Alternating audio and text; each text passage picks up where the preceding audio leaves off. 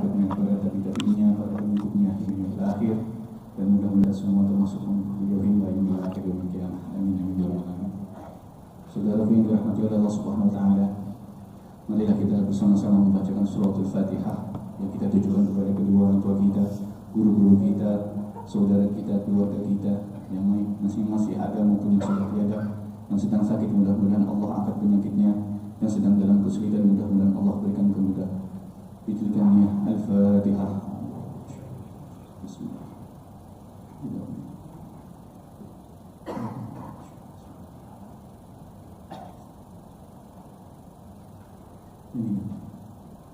Marilah kita bersama-sama mendengarkan kajian yang insyaallah akan disampaikan oleh guru kita serta mengucapkan kepada beliau waktu dan tempat kami bersama.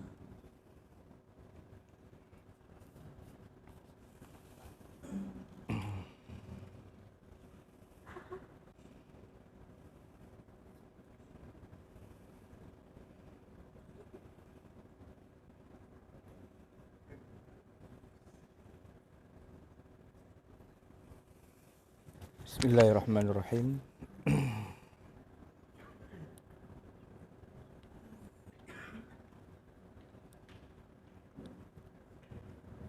Bismillahirrahmanirrahim. Assalamualaikum warahmatullahi wabarakatuh.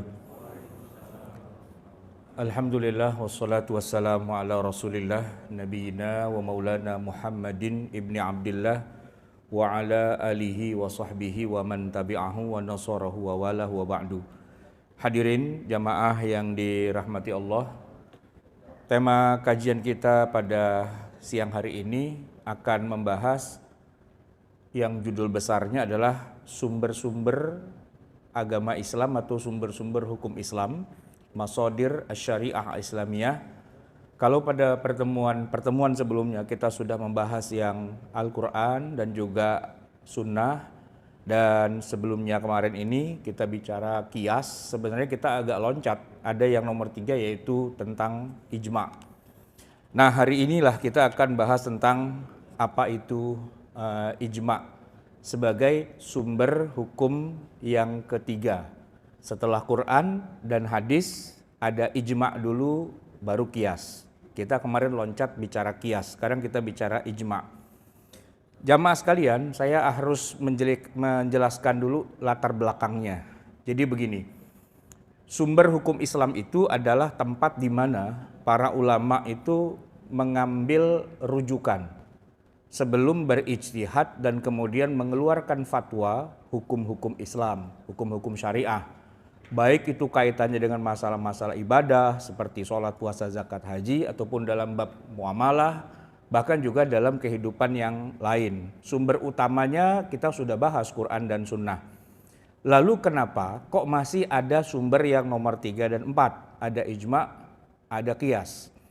Jadi begini, kalau yang terkait dengan ijma', karena Al-Quran dan juga hadis ternyata terbatas jumlahnya. Oleh karena itu kemarin sudah kita bicarakan qiyas, yaitu untuk memecahkan masalah hukum yang belum tercantum di dalam Al-Quran dan juga belum tercantum di dalam hadis. Nah, dicarilah titik benang merahnya, kesamaan ilatnya. Nah, hasilnya itulah yang jadi qiyas. Bagaimana dengan ijma' yang sedang kita bicarakan? Jadi begini jamaah sekalian, Rasulullah Shallallahu Alaihi Wasallam selama masih hidup sudah melatih dan sudah mentraining para sahabatnya itu untuk nantinya sepeninggal beliau bisa melakukan ijtihad. Sebab kalau Nabi sudah wafat kan yang pasti Pak ya, nggak akan turun ayat Quran. Dan pastinya juga nggak akan ada hadis baru karena Nabinya kan wafat begitu. Dan konsepnya adalah bahwa dengan wafatnya Nabi Muhammad SAW tidak akan ada lagi ayat yang turun. Termasuk juga tidak akan ada lagi Nabi yang turun. Berarti dibiarkanlah umat manusia ini begitu saja, tidak ada bimbingan samawi dari langit. Itu bedanya Pak dengan umat-umat terdahulu. Kalau umat terdahulu ya Pak ya, kalaulah misalnya nabinya itu wafat gitu ya, santai Pak. Kenapa? Karena akan ada lagi nabi yang didatangkan oleh Allah, akan ada lagi kitab suci. Dan jumlah nabi dan rasul kan banyak banget. Kalau 25 itu kan cuma yang namanya tercantum di Quran. Sedangkan jumlah totalnya sesuai dengan hadis sahih disebutkan 124.000 nabi dan rasul di seluruh sejarah umat manusia mulai dari Adam sampai Nabi Muhammad SAW. 300 diantaranya rasul, kapasitasnya lebih besar. Nah, tetapi sejak Nabi Isa lah sebutnya, sejak Nabi Isa alaihi salam, Allah tuh kayak menyetop mengutus para nabi dan rasul. Bahkan juga termasuk kitab suci di stop. Dan itu jedanya lumayan panjang, Pak. 600 tahun dibiarkan manusia itu tidak ada irsyad samawi, tidak ada bimbingan dari langit, itu nggak ada. Maka sampai 600 tahun itu muncul masalah, Pak. Gimana kalau orang pada masa itu mati itu nanti dia masuk surga apa masuk neraka? Itu jadi perdebatan panjang. Istilahnya masa fatrah, masa kekosongan, tidak ada nabi. Ada sebagian ulama mengatakan ya masuk surga lah. Apa yang mau dipertanggungjawabkan, orang kenal Allah aja enggak kok. Enggak ada enggak ada misi dari langit gitu ya. Apa yang harus dia pertanggungjawabkan? Ditanya siapa Tuhanmu ya enggak bisa jawab lah. Ya karena emang enggak dikasih nabi, tidak dikasih rasul ya. Walaupun ada juga sebagian ulama yang mengatakan ya tetaplah itu urusannya urusan Allah, kita enggak usah ngeributin dia masuk surga atau neraka, itu urusan Allah lah. Tapi logika sederhananya adalah mana bisa seorang disuruh bertanggung jawab atas sesuatu yang dia tidak pernah diberikan beban sebelumnya oleh nabi dan rasul. Nah, tetapi lebih parahnya lagi adalah dengan wafatnya Nabi Muhammad Shallallahu Alaihi Wasallam itu, ya sampai sekarang Pak udah 2023. Jadi Nabi Muhammad itu sudah nabi terakhir itu sudah nggak ada lagi sejak 1400 tahun yang lalu. Dibiarkanlah oleh Allah umat manusia itu tanpa nabi, tanpa kitab suci. Ya kecuali nabinya ya Nabi Muhammad, kitab sucinya ya Al-Quran gitu ya. Tapi pertanyaannya begini, Quran itu kan cuma 6.000 ayat saja Pak. 6.236 lah ya jumlah yang pastinya.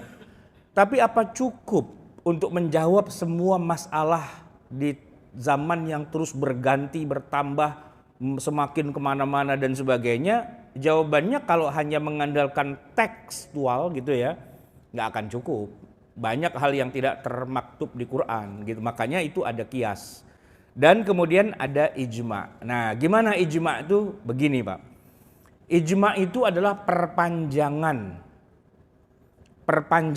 masa pensyariatan walaupun Nabi Muhammadnya sudah wafat, tapi proses pensyariatannya itu tetap masih berlangsung. Wah ini menarik Pak. Kan kita selama ini taunya gini, berpegang teguhlah kamu pada dua perkara yang aku wariskan pada kalian. Ya, taraktu fikum, aku tinggalkan pada kalian dua perkara, ma in tamassaktum bihima, selagi kamu berpegang teguh pada keduanya, lan tadhillu abada, kalian tidak akan pernah sesat. Apa itu? Kitabullah, Al-Quran, wa sunnati rasulihi, hadis. Nah gara-gara hadis itu Pak, banyak orang mengira dengan perkiraannya mereka, sumber agama Islam itu cuma dua itu aja, cuma Quran hadis doang gitu Pak. Dan itu kesalahan yang cukup fatal. Kenapa fatal? Karena Islam jadi terkungkung hanya pada Quran dan hadis doang. Padahal kalau kita belajar ilmu syariah, wabil khusus ilmu usulul fiqhi, ternyata masadir asy-syariah al-islamiyah itu enggak cuma Quran dan hadis, tapi ada ijma', ada qiyas. Oke ya, sekarang kita masuk. Apa itu ijma'? Ijma' itu adalah kalau bahasa gampangnya kesepakatan, al-ittifaq. Ya, al-ittifaq. Kalau menurut jumhur ulama, ittafaqa atau ittifaku al-mujtahidin, bersepakatnya para mujtahid min ummati Muhammadin sallallahu alaihi wasallam, dari umatnya Nabi Muhammad, ba'da wafatihi, setelah Nabi Muhammadnya wafat, fi asrim minal usur ala hukmin syar'iyyin. Itu takrif yang insya Allah semua sepakat. ya. Bersepakatnya para mujtahid dari umat Nabi Muhammad SAW setelah nabinya wafat. Bukan ketika Nabi masih hidup, enggak. Kalau Nabi masih hidup itu urusannya Quran, urusannya hadis. Begitu Quran dan hadis berhenti, udah enggak ada lagi. Quran berhenti turun, hadis berhenti keluar kan, nabinya wafat. Terus yang jadi sumber hukum kita apa berikutnya? Apalagi kalau di Quran nggak disebut, kalau nggak di hadis nggak disebut, ittifaqul mujtahidin. Para mujtahidnya itu berittifaq, bersepakat. Ya, ba'da wafatihi, setelah nabinya wafat, fi asrim minal usur, di masa-masa berikutnya, ala hukmin syar'iyyin, atas satu perkara hukum syar'i. Mereka sepakat. Nah, kesepakatan itulah yang disebut dengan ijma'. Dan ijma' itu menjadi sumber hukum nomor 3. Di mana Quran udah nggak ngomongin itu, hadis juga tidak bahas itu, maka berikutnya kita mencari sumber hukum dari ijma'. Kira-kira kebayang nggak Pak? Apa contohnya? Apa yang dicontohkan di dalam hal ini tentang ijma'? Tentu ini ijma'nya yang terjadi di pertama kali di kalangan sahabat dulu kan.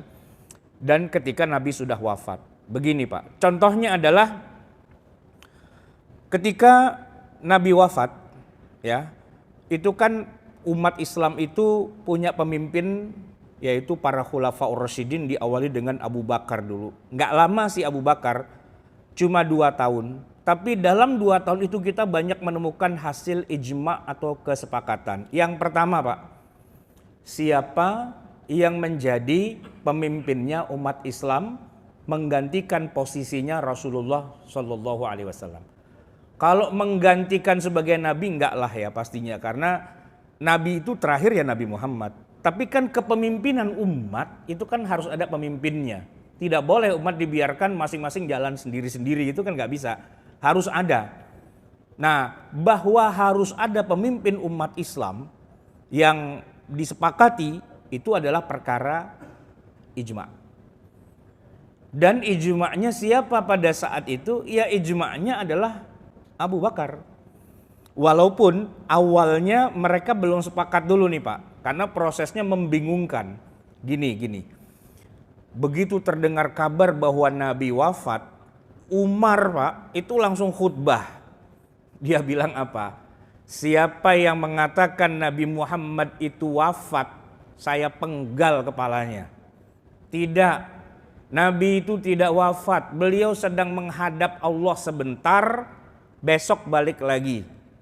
Bukankah Nabi Musa itu juga sempat dipanggil oleh Allah ke atas bukit Tursina, menerima wahyu untuk disampaikan pada kita. Nah, Nabi Muhammad lagi dipanggil Allah dulu sebentar, besok dia hidup lagi.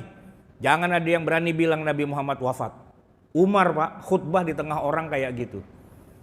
Tapi antara orang tuh antara percaya nggak percaya, karena mereka melihat ya, apalagi kayak Ali gitu, kayak Aisyah dan sebagainya, lihat Nabi itu udah nggak bernyawa. Cuman Umar bilang siapa yang bilang Nabi wafat saya penggal kepalanya. Nah disitulah datang Abu Bakar As-Siddiq radhiyallahu an. Dia nggak dengerin Umar, biarin aja Umar lagi ngomong biar dia puas. Tapi Abu Bakar langsung masuk ke kamar putrinya Aisyah, karena Nabi wafat di kamar putrinya Aisyah. Dan melihat memang Nabi sudah nggak ada. Maka Abu Bakar langsung keluar dan beliau khutbah juga. Dan mengatakan begini, Man kana ya'budu Muhammadan fa inna Muhammadan qad mata.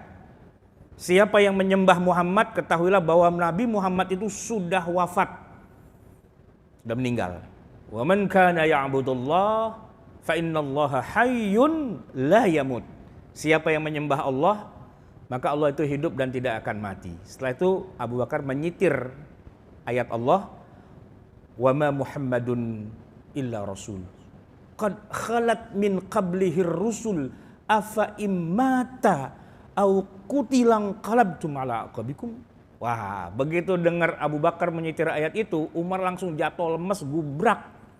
Kata Umar, seperti saya belum pernah dengar ayat itu.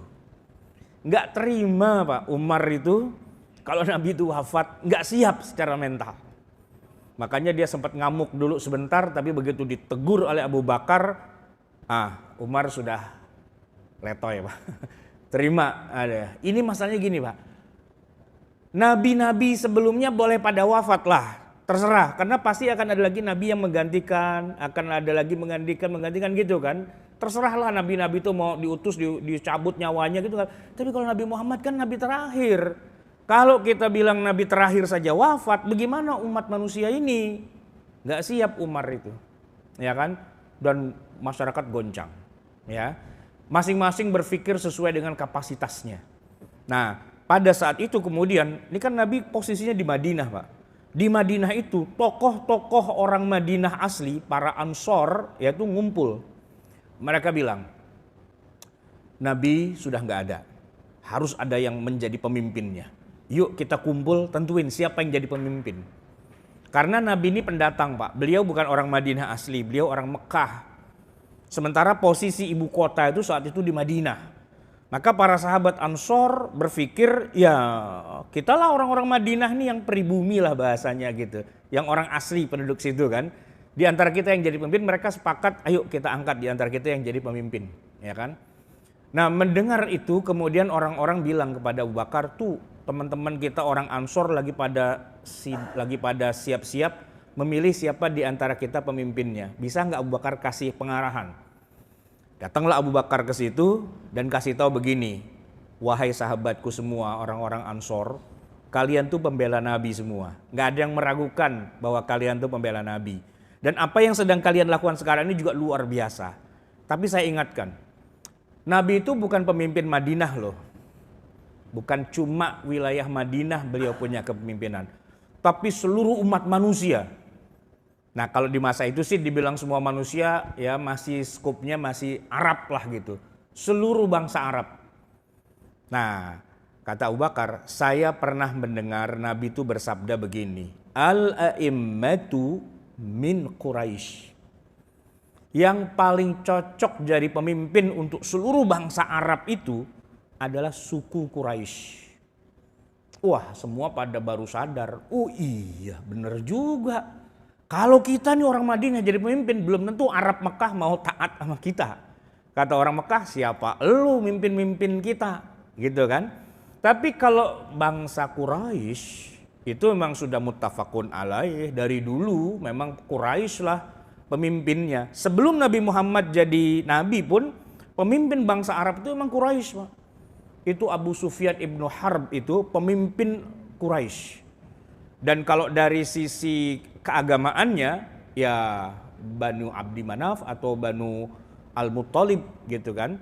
Itu yang jadi dua-duanya Quraisy gitu. Jadi kalau udah urusan untuk seluruh orang Arab harus Quraisy pemimpinnya. Karena secara psikologis orang Arab memandang Quraisy itu paling tinggi, paling mulia. Walaupun Allah kan menyebutkan manusia itu sama saja, sederajat dan sebagainya. Tapi kan belum semua bangsa Arab siap untuk bisa dipimpin oleh budak Habasyah, itu nggak mungkin. Ya kan? Harus dari yang kasta paling tinggi. Itu Abu Bakar mengingatkan Nabi pernah bilang begitu. Akhirnya mereka semua bilang, ya sudah kalau gitu harus Quraisy. Oke, kalau gitu sekarang kita undang teman-teman kita yang orang Mekah yang Quraisy semua. Nah Umar datang, ya kan? Begitu Umar datang kata Abu Bakar, tuh lihat. Orang yang paling cocok jadi pemimpin kita tuh Umar. Lihat Umar tuh luar biasa hebatnya. Maka begitu Umar datang kata Abu Bakar, angkat tanganmu biar aku baiat kamu sebagai pemimpin yang menggantikan Rasulullah. Umar ditodong kayak gitu, apa jawabannya Pak? Iya jangan saya lah. Anda ini Abu Bakar, orang Quraisy dan paling pinter, paling ngerti agama. Yang terakhir disuruh-suruh gantiin Nabi mimpin sholat siapa? Abu Bakar kan? Iya. Angkat tanganmu wahai Abu Bakar biar aku baiat. Gitu kata Umar. Ya Abu Bakar gimana ya? Nah semua yang hadir di situ semua ijma. Abu Bakar lah yang jadi khalifatu Rasulillah sallallahu alaihi wasallam. Itu ijma pertama Pak. Nabi jasadnya belum dikubur. Itu ijma. Jadi siapa yang menjadi pengganti atau khalifatu Rasulullah adalah Abu Bakar, itulah ijma yang pertama. Jadilah Abu Bakar khalifah. Semua membaiat Nabi, membaiat Abu Bakar, termasuk juga Ali bin Abi Thalib walaupun rada telat.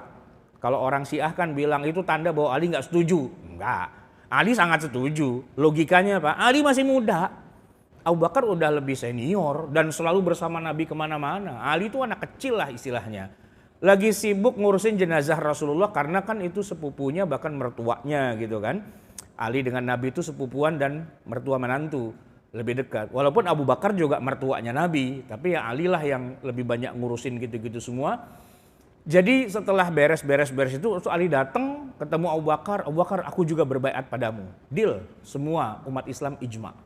Nah itu contoh ijma Pak. Ada nggak di Quran ayat yang mengatakan fa idza mata Muhammadun fayastakhlifuhu Abu Bakar? Ada nggak ayat kayak gitu? Nggak ada. Ada nggak hadis yang menyatakan apabila aku meninggal nanti, nih pengganti saya Abu Bakar? Ada nggak hadis kayak gitu? Nggak ada. Tidak ada di Quran, tidak ada di hadis. Tapi ijma seluruh sahabat saat itu adalah Abu Bakar. Itu contoh ijma. Dan orang tidak boleh menyalahi apa yang sudah diijmakan oleh seluruh sahabat saat itu. Dan tidak ada satupun di antara sahabat yang menentang kebijakan atau kesepakatan yang sudah disepakati oleh seluruh umat Islam pada saat itu. Kalaupun kita mendengar katanya ada kelompok Syiah yang tidak setuju, sebenarnya kelompok Syiah yang tidak setuju itu tidak hidup di zaman mereka. Tapi hidupnya di zaman berikutnya. Mereka nggak pernah hidup di zaman itu. Cuman dia korek-korek sejarah, dia pengen koreksi, dia pengen benerin. Katanya hoaxnya itu adalah Jibril salah menurunkan wahyu. Harusnya kepada Ali, tapi kenapa wahyunya kepada Muhammad? Jadi Nabi Muhammad menurut Syiah itu kafir. Nah kalau Nabi Muhammadnya juga kafir bagaimana urusannya, kan kacau itu. Yang Nabi itu Ali, Muhammad bukan Nabi. Kan parah itu Pak. Lebih parah dari sekedar mengatakan bahwa Abu Bakar kafir, Umar kafir, Utsman kafir, semua kafir. Yang nggak kafir cuma Ali doang gitu. Nah itu udah benar-benar ngawur bin ngaco alias ya nggak ngigo lah gitu yang kayak gitu-gitu kan. Dan mereka itu tidak ada di zaman para sahabat, tidak ikut. Mereka belum lahir zaman segitu. Kelompok-kelompok yang istilahnya mau merusak akidah dasar agama Islam. Nah, itu ijma yang pertama adalah mereka berijma bahwa Abu Bakar As-Siddiq adalah sebagai khalifatur Rasulillah. Kemudian jamaah sekalian, pada saat Abu Bakar menjadi khalifah, ada beberapa kelompok dari orang-orang Arab yang mundur. Mereka baru saja masuk Islam, nggak lama Nabi itu wafat. Jadi keislaman mereka itu memang betul-betul sangat figuritas kepada sosok Nabi Muhammadnya. Dan setelah tahu bahwa Nabi Muhammad wafat, afa in mata au qutilan qalabtum ala aqabikum. Mereka langsung pada murtad, pada nggak mau menjalankan perintah agama. Syahadat iya, sholat iya, zakat nggak mau Pak. Itu di zaman Abu Bakar. Dan Abu Bakar langsung dihadapkan pada perkara itu. Dan saat itu Abu Bakar punya sikap tegas. Mereka kafir. Mereka bukan Islam. Halal darah mereka dan kita wajib memerangi mereka. Ya itu belum jadi ijma Pak. Masih baru ijtihadnya Abu Bakar. Dan itu awalnya ditentang oleh Umar. Kata Umar, Abu Bakar, bentar nih, saya mau ngajak Anda tukar pikiran. Mereka kan sudah baca syahadat, ya kan? Bahkan mereka juga sholat 5 waktu. Gitu. Kenapa Anda mengatakan mereka itu kafir dan halal darahnya? Orang udah syahadat kok, udah sholat kok. Masih mau diperangi juga, masih mau dibilang kafir juga. Bukankah Nabi bersabda, umirtu an uqatilan nasa hatta yashhadu an la ilaha illallah wa anna muhammadar rasulullah. Ya kan? Kata Abu Bakar itu benar banget. Cuman masalahnya mereka itu bukan gak mau bayar zakat, tapi mereka mengingkari kewajiban bayar zakat. Dengerin apa yang mereka bilang. Mereka bilang apa? Kami hanya mau bayar zakat kalau kepada Muhammad. Kalau kepada bukan Muhammad atau penggantinya atau Anda wahai Abu Bakar, tidak ada zakat dalam Islam. Dalam pengertian kami zakat itu kalau kepada Nabi. Kalau bukan kepada Nabi tidak ada zakat dalam agama Islam. Dengerin Umar, itu namanya mengingkari salah satu rukun Islam. Gitu. Dia kafir terhadap rukun Islam yang fundamental, yaitu kewajiban bayar zakat. Bayar zakat itu bukan hanya kepada Nabi, tapi kepada pemimpin umat Islam, pada Abu Bakar, Umar dan seterusnya, dan mereka mengingkari itu. Oh ya sudah, kalau gitu kata Umar, oke, saya sepakat dengan Anda, mereka kafir. Ya, udah dikasih tahu berkali-kali nggak ngerti juga, halal darahnya kita perang. Maka ada harbur riddah, perang memerangi orang-orang yang murtad di zaman Abu Bakar itu ijma. Gitu. Sepakat seluruh sahabat berijma bahwa posisi mereka yang tidak mau bayar zakat itu adalah kafir. Halal darahnya, bisa diperangi dan seterusnya. Tapi ada yang tidak ijma. Nah, walaupun itu keputusan Abu Bakar. Misalnya apa? Waktu itu Abu Bakar kedatangan orang yang bukan mau bayar zakat, tapi mau minta jatah sebagai mustahik zakat. Kan di Quran ada ya, Allah Subhanahu wa taala menyebutkan 8 asnaf itu, salah satunya adalah buat wal muallafati qulubuhum, orang yang ditaklukkan hatinya dengan uang zakat. Nah, di zaman Nabi mereka ada dan diberi oleh Nabi tiap tahun tuh 200 ekor kambing rutin. Mereka tuh orang kafir, diajak masuk Islam nggak mau, diajak damai nggak mau, kerjaannya ngeributin kita mulu, perang melulu dan sebagainya. Daripada ribet, daripada perang nggak selesai-selesai, Nabi setor aja tiap tahun 200 ekor kambing kirimin ke kepala suku mereka. Diem. Itu kalau bahasa kitanya Pak, KUHP. Kasih uang habis perkara. Selesai itu Pak. Di masa Nabi itu kayak gitu. Cuma sampai Nabi wafat mereka nggak Islam-Islam juga. Dan di masa Abu Bakar mereka tetap minta jatah. Nah waktu itu Abu Bakar tetap kasih, walaupun Umar mengatakan enggak, seharusnya enggak usah dikasih. Toh kita sudah lebih besar dari mereka dan udah enggak waktunya lagi kita ngasih uang kayak gitu ke mereka. Dulu di zaman Nabi oke, di zaman Nabi kita masih lemah, masih punya banyak musuh besar dan sebagainya, potensi kita masih sedikit, ada uang zakat ya udah kasih deh gitu. Tapi kalau menurut Umar sekarang sih kita udah lebih gede ya Abu Bakar. Cuma Abu Bakar saat itu berbeda pendapat dengan Umar dengan mengatakan saya mau kasih mereka, biarin. Nah nanti baru berubah tuh Pak di zaman Umar. Nah di zaman Umar menolak memberi harta zakat kepada kelompok itu. Dan itu menjadi ijma juga pada akhirnya di zaman Abu Bakar. Oke ya, di zaman Umar. Balik lagi ke masa Abu Bakar, yang juga menjadi ijma adalah untuk menyusun mushaf. Mushaf Pak. Jadi gini, kita tahu ya, nuzulul Quran yang tiap tahun kita peringati itu Pak, setiap tanggal berapa ingat gak Pak? Tanggal berapa nuzulul Quran? 17 ya, 17 Ramadan, itu nuzulul Quran. Kalau Lailatul Qadar tanggal berapa Pak? Nah. Lailatul Qadar tanggal berapa? Lailatul Qadar bukan 17 kan? Nggak ketahuan. Jadi turunnya Quran tuh 17 Ramadan atau Lailatul Qadar atau yang mana? Rada butak juga gitu tuh ya. Jadi gini Pak, penjelasannya ya. Inna anzalnahu fi Lailatul Qadar itu adalah turunnya Quran generasi pertama. Dari sisi Allah atau dari Lauhil Mahfuz bukan ke muka bumi, tapi ke langit dunia. Itu yang dikawal oleh Jibril dan beribu-ribu malaikat. Tanazzalul malaikatu warruhu fiha bi'idzni rabbihim min kulli amrin salamun hiya hatta matla'il fajr. Itu kejadiannya bukan di masa Nabi. Jauh sebelum Nabi Adam ada. Allah sudah turunkan Quran duluan dari Lauhil Mahfuz ke langit dunia. Makanya nggak ketahuan tanggalnya berapa, orang nggak ada yang tahu. Ya kan?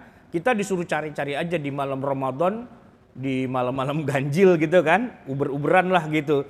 Ada yang udah semalam suntuk Pak, Qiyamul Lail tuh, ya kan, iktikaf di masjid, ternyata meleset, Lailatul Qadarnya besok. Pas lagi malam yang lagi hujan, dia nggak iktikaf, Lailatul Qadar gitu kan. Tapi kalau yang 17 Ramadan itu bukan Lailatul Qadar, itu awwalu nuzulil Quran min sama'id dunya ila Rasulillah SAW. Pertama kali turunnya Quran yang 5 ayat yang Iqra itu ke Gua Hira, dari langit dunia ke Gua Hira. Nah, bedanya apa? Kalau yang sekaligus tadi, yang Lailatul Qadar itu turun gebrak sekaligus. Tapi kalau yang dari langit dunia kepada Nabi Muhammad itu selama 23 tahun, tapi Pak, acak-acakan. Maksudnya yang turun duluan bukan surat Al-Fatihah Pak. Turun duluan tuh Iqra, belum selesai baru 5 ayat loncat ke Al-Muddatsir, lompat ke Al-Muzammil, lompat ke Al-Fatihah, lompat gitu Pak. Dan itu selama 23 tahun. Ya. Jadi selama 23 tahun itu para sahabat tuh kalau baca Quran itu nggak pernah seperti kita baca Quran sekarang dari Al-Fatihah, Al-Baqarah, Ali Imran, An-Nisa, Al-Maidah, Al-An'am, dan seterusnya itu enggak. Karena acak-acakan. Baru kira-kira 2 tahun terakhir menjelang Nabi wafat, itu Jibril tiap hari datang. Khususnya di bulan Ramadan dan membuat Nabi enggak pulang-pulang di masjid terus selama bulan Ramadan itu. Ada apa? Rupanya disitulah terjadi semacam edit ulang dari ayat Quran yang pernah turun. Semuanya udah pernah turun. Tapi kali ini Jibril punya misi adalah menyusun ulang susunan ayat-ayat Quran. Dan disitulah kemudian Nabi mengajarkan kepada para sahabat, kalian kalau baca Quran diawali dulu dengan suratul Fatihah. Itu paling awal. Padahal kalau secara turun, yang turun pertama kan bukan Fatihah Pak. Iqra, ya kan? Tapi dari situ Nabi kemudian memberitahu bahwa pertama dulu adalah Al-Fatihah, yang kedua Al-Baqarah sepanjang-panjangnya itu 286 ayat, yang ketiga Ali Imran, yang keempat An-Nisa, Al-Maidah, Al-An'am, terus sampai akhirnya Al-Falaq, An-Nas. Dibacanya begitu. Dan di bulan Ramadan itulah kemudian dibaca terus, dibaca lagi dan diajarkan kepada seluruh kaum muslimin. Sampai akhirnya seluruh kaum muslimin menghafalnya dengan urutan seperti yang ada di mushaf. Tapi mushafnya belum ada. Yang urut. Belum ada. Mushafnya ada selembar-selembar Pak. Dan gak urut. Ya kan, karena begitu ayat itu turun, ditulis gitu kan, gak dibundel. Ya kenapa? Karena ini urut-urutannya belum ada. Jadi masih berupa mutabaksir gitu, berantakan gitu ya. Ada yang di atas pelepah kurma, ada yang di atas kulit, ada yang di atas batu yang pipih, tulang yang pipih, begitu kan, berantakan. Mana duluan mana belakangan belum ada daftar isinya lah, kira-kira begitu. Di 2 tahun terakhir itulah ada proses menyusun ulang tapi di hafalan, bukan di lembaran. Dan ketika Nabi wafat yang berbentuk lembaran urut itu belum ada. Nah kemudian untuk mengurutkannya secara fisik itu terjadi di zaman Abu Bakar. Yang mengerjakannya seluruh kaum muslimin tapi koordinatornya itu Abu Bakar menunjuk salah seorang sahabat yang terkenal yaitu Zaid bin Sabit. Zaid dipanggil sama Abu Bakar. Zaid, saya tugaskan kamu ngumpulin apa yang sudah tertulis dari tanganmu, dari tangan sahabat, kumpulin dan urutin sesuai dengan apa yang sudah ada di atas dalam kepala kita. Urutkan kayak gitu. Kata Zaid, saya nggak mungkinlah mengerjakan perintah Anda wahai Khalifah. Kenapa? Seingat saya bergaul sama Nabi seumur-umur, Nabi belum pernah memerintahkan hal kayak gitu bukan? Belum pernah dengar isyarat atau apa gitu, kode-kode dari Nabi. Ntar dikumpulin ya jadi satu, dibundel dan diurutin gitu. Saya belum pernah dengar Nabi bilang begitu.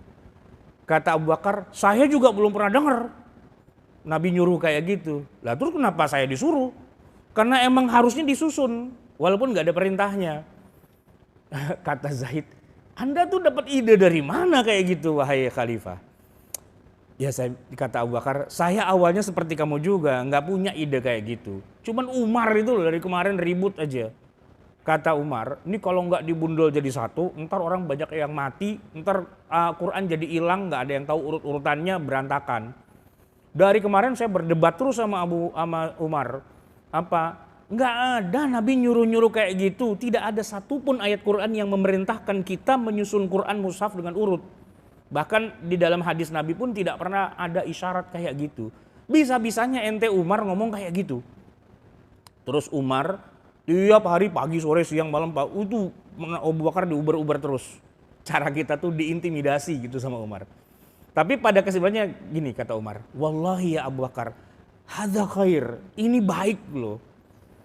Nah setelah berhari-hari kata Abu Bakar, ya udah gini dah Umar, kasih saya waktu, saya mau mikir dulu. Ini ente tuh idenya kok luar biasa gitu, tapi Nabi tuh nggak pernah ngomong loh. Ya udah, saya kasih waktu dah, mikir tuh Abu Bakar berhari-hari gitu kan.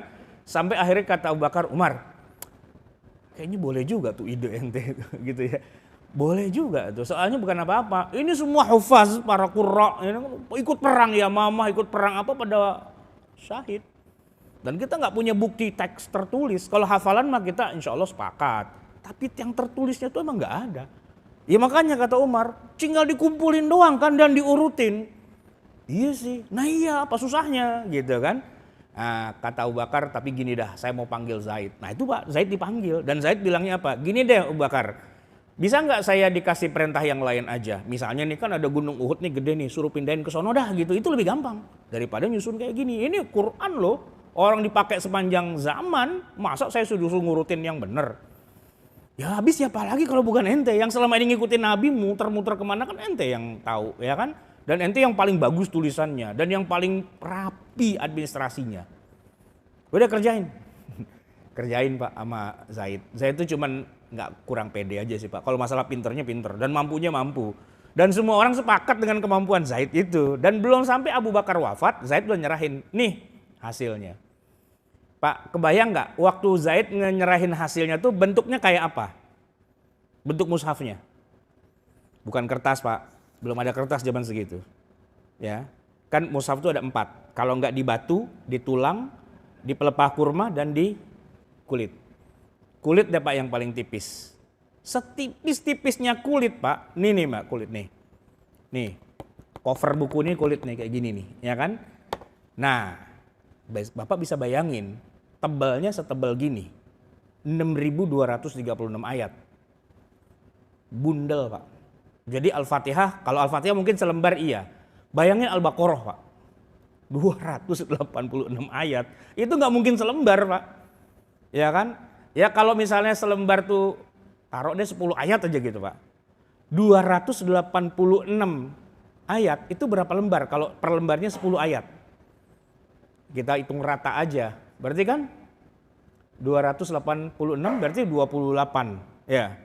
28 lembar itu kan gede itu tebal kalau 10 ayat tapi kan belum tentu 10 ada yang cuma 3 ayat ada yang 2 ayat jadi gede gitu. Nah kalau dari Al-Fatihah, Al-Baqarah, Ali Imran sampai An-Nas segini Pak gitu. Tapi itu ijma. Balik lagi itu ijma, itulah dasar nanti di zaman Khalifah Utsman dibikin mushaf seperti yang sekarang kita baca. Dan ingat ya itu ijma sahabat gitu ya, berdasarkan petunjuk dari Nabi juga sih pastinya, tapi bentuk fisik realnya kayak gitu itu Nabi nggak pernah suruh, Nabi nggak pernah isyaratkan, itu hasil ijtihadnya para sahabat dan semuanya sepakat itu sampai hari ini.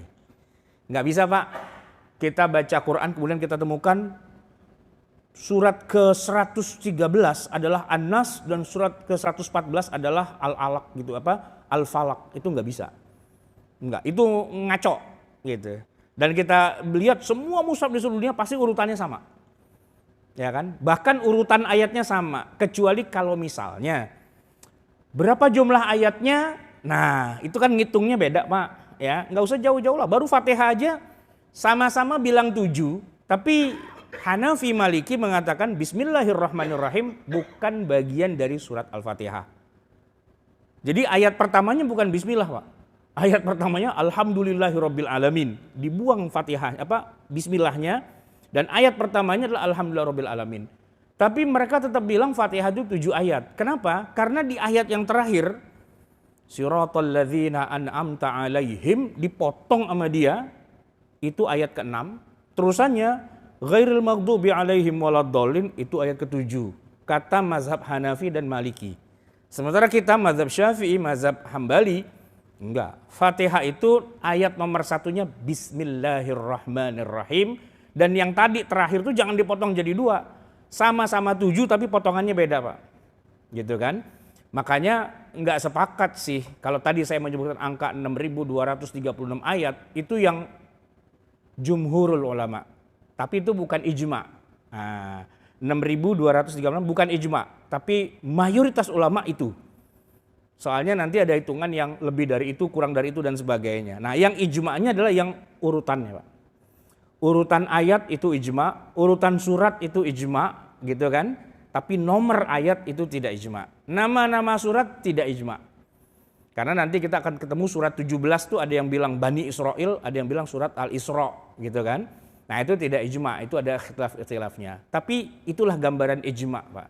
Nah, pondasi dasar agama kita itu ya dibangun atas 4 sumber.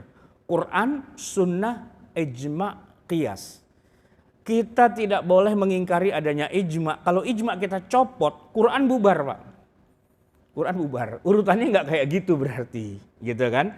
Urutannya nggak kayak gitu. Maka adanya mushaf yang disusun berdasarkan urutan turun itu batil. Tidak boleh. Itu melanggar ijma'. Kalau mau nyusun tafsir boleh. Ada ulama yang nyusun tafsir tapi urutannya urutan ayat turunnya. Jadi tafsir nih Pak, dibuka pertama Iqra dulu 5 ayat. Setelah itu langsung loncat Al-Muddatsir, Al-Muzammil, kemudian Al-Fatihah dan apa itu terserah, namanya juga tafsir. Tapi jangan bilang itu mushaf. Kalau mushaf buka pertama harus Al-Fatihah dan terakhir harus An-Nas. Harus urut kayak gitu. Nggak boleh dibolak-balik. Makanya itu masuk dalam sholat kita Pak. Nggak boleh seorang imam baca di rakaat pertama baca Qul a'udzu birabbin nas. Nah terus rakaat kedua dia mau baca apa dong? Ya alif lam mim mau nggak mau gitu kan. Itu masuk dalam ketentuan sholat. Kalau udah rakaat pertama baca sabbihisma rabbikal a'la. Nah rakaat keduanya apa? Hal ataka paling nggak gitu. Nggak boleh hal ataka dulu. Atau pertama sabihis, yang rakaat kedua amma yatasaalun. Nah, nyungsang gitu namanya, Pak. Nggak boleh begitu. Walaupun turunnya nggak kayak gitu, tapi urutannya harus kayak gitu. Kalau rakaat pertama sholat Jumat, rakaat pertama baca surat Al-Jumu'ah, maka rakaat kedua harus yang sesudahnya, setidak-tidaknya Al-Munafikun, gitu kan, Pak. Kalau kita baca lillahi ma fis samawati wa ma fil ard wa in tubdu ma fi anfusikum aw tukhfu yuhasibkum bihillah. Kan ada 3 ayat tuh, nah itu urut gitu. Di rakaat pertama mungkin ayat pertama, ayat kedua gitu harus urut. Padahal itu di masa Nabi nggak ada. Itu baru ada urutan yang tertulisnya, yang fisiknya itu di masa Abu Bakar. Itu ijma'. Ngomong-ngomong udah jam berapa nih? Udah lewat Pak. Lewat jam 1 ya? Ya udah, terakhir Pak. Ijma' di masa Umar. Apa contohnya? Banyak banget. Cuman saya kasih contoh aja adalah menghidupkan sholat tarawih berjamaah di masjid bersama dengan seluruh kaum muslimin. Itu ijma'. Bahwa jumlah rokaatnya mau berapa itu tidak ijma'. Yang ijma' adalah sholat berjamaahnya. Itu ijma'. Walaupun hukumnya bukan wajib, hukumnya sunnah.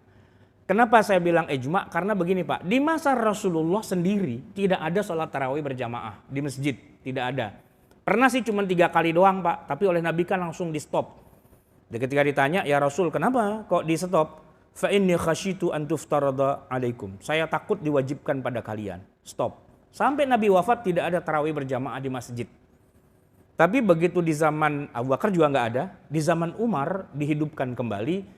Dan ajma'al muslimuna ala sunnati salatit tarawihi jama'atan fil masjid ba'da salatil isya.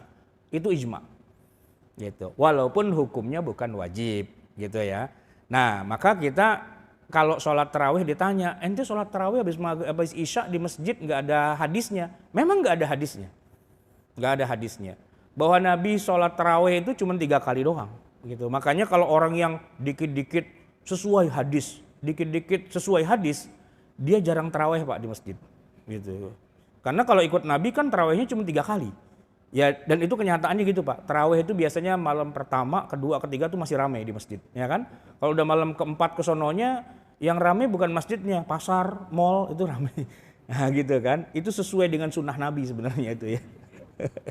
Baik jamaah sekalian yang dirahmati Allah, masih panjang sebenarnya pembahasan ijma' ini, tapi karena waktu kita sudah sampai di sini, kita cukupkan sama-sama dengan kita tutup majelis kita ini dengan bacaan doa. Bismillahirrahmanirrahim. Alhamdulillahirabbil alamin. Hamda yuwafi ni'amahu wa yukafi'u mazidah.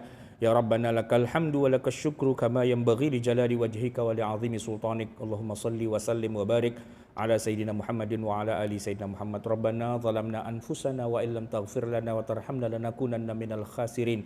Rabbana amanna bima anzalta wattaba'na ar-rasula faktubna ma'asy syahidin. Rabbana la tuzigh qulubana ba'da idh hadaitana wa hab lana min ladunka rahmatan innaka antal wahhab. Rabbana atina fid dunya hasanah wa fil akhirati hasanah wa qina adzabannar.